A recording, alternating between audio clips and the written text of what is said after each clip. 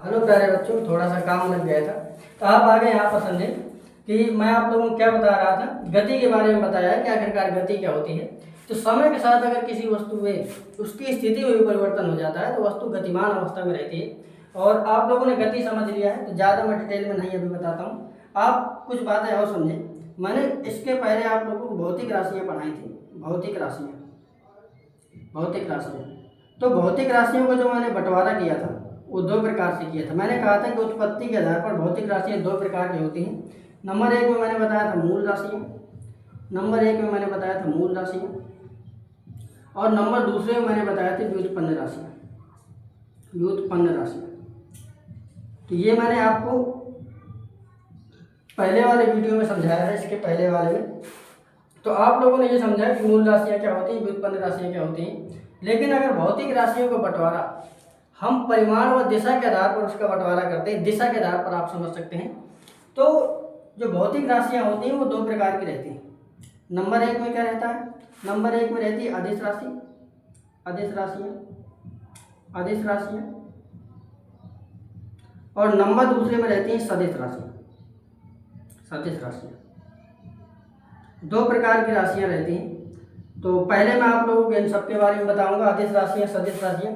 किसी किताब में, जैसे आप कुमार मित्तल की किताब पढ़ेंगे 12th की, 11th की, तो आप लोग उसमें देखेंगे अदिश राशियाँ सदिश राशियों के साथ में एक प्रतिश राशियाँ भी दिया रहता है। तो वो आप लोगों को बताने वाला नहीं हूँ, आप अदिश राशियाँ सदिश राशियाँ ही समझें। तो आखिरकार अदिश राशियाँ क्या होती है, पहले आप इनको समझ लें, फिर इसके बाद मैं गति के बारे में आगे जो है चालू करता हूँ। तो अदिश राशियाँ है क्या, इसको समझें। अदिश राशियाँ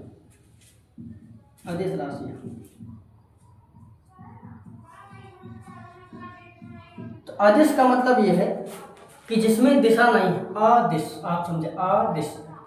अदिश का मतलब जिसमें दिशा नहीं है, ऐसी राशियाँ। तो आप इनको समझते हैं। अच्छा, एक बात और समझें आप, जैसे कोई भी राशि है, अगर हम लोगों को व्यक्त करना है तो किसी राशि को व्यक्त करने के लिए आप लोगों को दिशा की जरूरत होती है।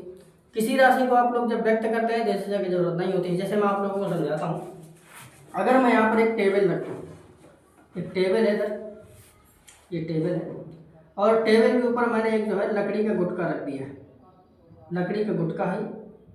और मैं अगर पूछूं कि मैं इसमें बल लगाने वाला हूँ तो ये गुटका किस दिशा में जाएगा थोड़ी देर के लिए, तो अगर मैं कह रहा हूँ कि इसमें बल लगाने वाला हूँ तो ये गुटका किस दिशा में जाएगा, तो आप खुद सोचिए।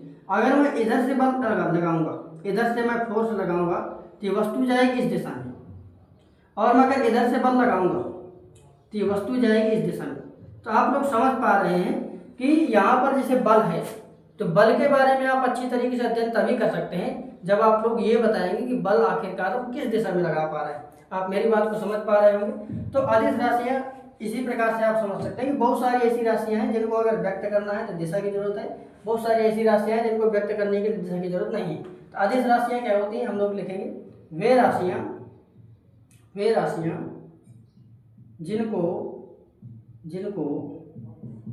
व्यक्त करने के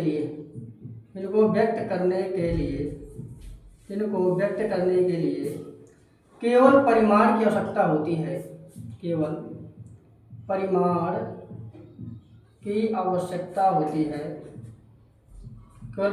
की आवश्यकता होती है, अदिश राशियाँ कहलाती हैं। अदिश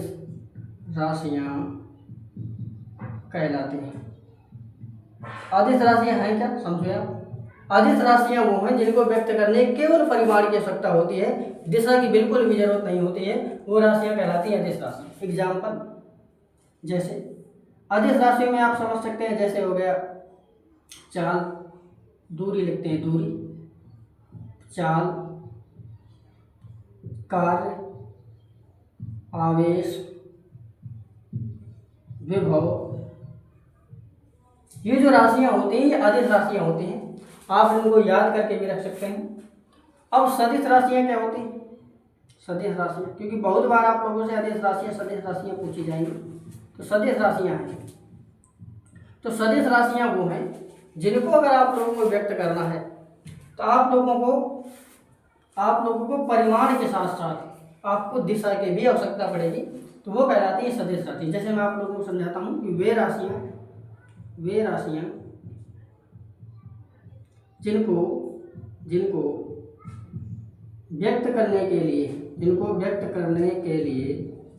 जिनको व्यक्त करने के लिए परिमाण के साथ साथ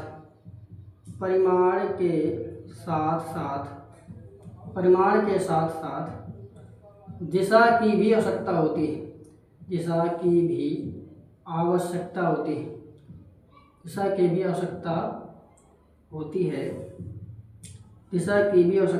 है। सदिश राशियाँ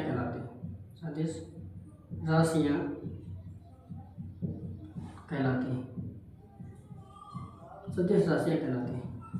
तो आखिरकार सदिश राशियाँ हैं क्या?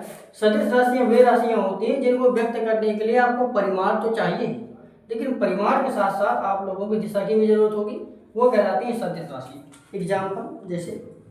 एग्जाम्पल में आप लोग समझ सकते हैं, दूरी की जगह में आप लिख सकते हैं विस्थापन, दूरी की जगह में हम लोग लिखेंगे विस्थापन, चाल की जगह में हम लोग लिखेंगे वेग, कार्य की जगह में आप बल लिख लें, आवेश की जगह में आप लोग विद्युत क्षेत्र की तीव्रता भी कर सकते हैं, और आप विद्युत धारा तो आदेश राशि होती है, जिसको आप लोग जरूर ध्यान देना। विद्युत धारा है, इसमें दिशा होती है, इसके बावजूद भी उसको आदेश में रखा जाता है। तो आप लोग इसका कारण जरूर बताएंगे कि विद्युत धारा आदेश है लेकिन इसमें दिशा होती है। विस्थापन हो गया, वेग हो गया, बल हो गया, बल के साथ में आप त्वरण भी लिख सकते हैं। ऐसे करके बहुत सारे एग्जाम्पल हैं, तो आप लोग अच्छी तरीके से पढ़ लेंगे। सदिश राशि आपको समझ में आ गया होगा, अदिश राशि, सदिश राशि आप लोगों को बहुत अच्छे से समझ में आ गया होगा। अब जो आप लोगों को बताने वाला हूँ